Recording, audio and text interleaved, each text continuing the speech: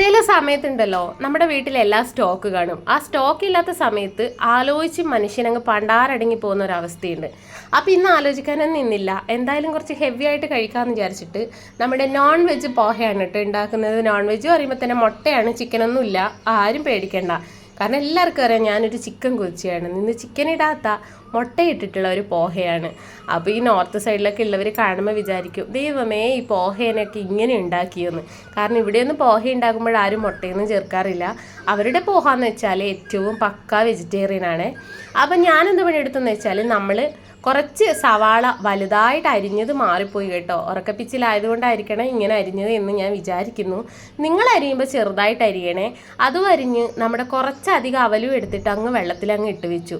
വെള്ളത്തിലിടുന്നതെന്ന് വെച്ചാൽ ഇതിന് കുറച്ച് സോഫ്റ്റ്നെസ് കിട്ടാൻ വേണ്ടിയിട്ടാണ്. അധികം നേരം ഇടാൻ പാടില്ല, അപ്പോൾ പിന്നെ നമ്മുടെ പായസം പോലെ ആയിരിക്കും. പിന്നെ പോഹാന്ന് അതിനെ പറയാൻ പറ്റില്ല, അതിൻ്റെ വേർഷൻ അങ്ങ് മാറിക്കിട്ടും.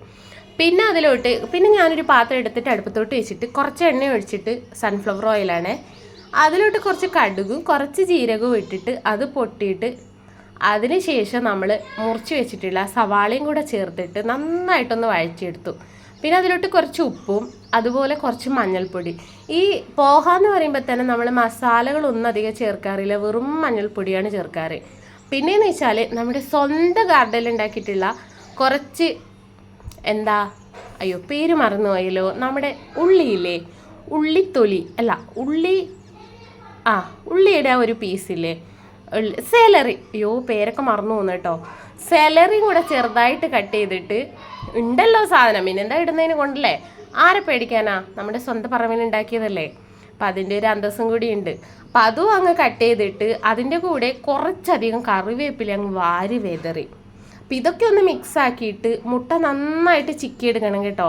മുട്ട നന്നായിട്ട് ചിക്കി, 2 മുട്ടയാണ് ഞാൻ എടുത്തിരിക്കുന്നത്. പിന്നെ നമ്മൾ മഞ്ഞൾപ്പൊടി കുറച്ചധികം പിന്നെ നമുക്ക് ലാസ്റ്റ് ഇട്ട് കൊടുക്കാം. എന്തിനാന്ന് വെച്ചാൽ നമ്മുടെ പോഹയ്ക്ക് കളർ എന്ന് പറയുന്നത് മഞ്ഞ കളറാണ്. പക്ഷേ എനിക്കൊരു മിസ്റ്റേക്ക് ഇവിടെ പറ്റിപ്പോയി. പോഹേനേക്കാളും ചെറിയ പാത്രമായിരുന്നു എടുത്തത്. അവലെന്ന് വെച്ചാൽ നല്ല ധാരാളം ഞാൻ അവലെടുത്തിട്ടുണ്ടായിരുന്നു. പക്ഷേ പാത്രം ചെറുതായിപ്പോയി. പാത്രത്തിനൊക്കെ പരിമിതികളുണ്ടേ. നാട്ടിലായാലും ഇതുപോലെ തന്നെയാണ് കേട്ടോ അവസ്ഥ. ഇനിയിപ്പോൾ പോയിട്ട് വേണം ഒന്ന് സെറ്റായി നിൽക്കുമ്പോഴേ എല്ലാ പാത്രങ്ങളൊന്നും വലിപ്പവും ചെറുപ്പമൊക്കെ നോക്കിയിട്ട് വാങ്ങാൻ. അപ്പോൾ അതിലോട്ട് നമ്മളെല്ലാം ഇട്ട് കൊടുത്തല്ലോ, എന്നിട്ട് നന്നായിട്ടൊന്ന് ഇളക്കി യോജിപ്പിച്ചിട്ട് വീണ്ടും ഉപ്പും കുറച്ച് മഞ്ഞൾപ്പൊടി വീണ്ടും ചേർക്കുക. കാരണം നമ്മുടെ പോഹയ്ക്ക് ഉപ്പും ഇല്ല മഞ്ഞൾപ്പൊടിയും ഇല്ല. അപ്പോൾ അതൊക്കെ ചേർത്തിട്ട് അതിൻ്റെ മുകളിലൊരു നാരങ്ങാ നീരും കൂടെ പിഴിഞ്ഞൊഴിച്ച് കഴിഞ്ഞാൽ നമ്മുടെ അടിപൊളി മുട്ട പോഹ റെഡി. ഈ മുട്ട പോഹ എനിക്ക് തോന്നില്ല അധികം ആൾക്കാർ ഉണ്ടാക്കി കാണുന്നു.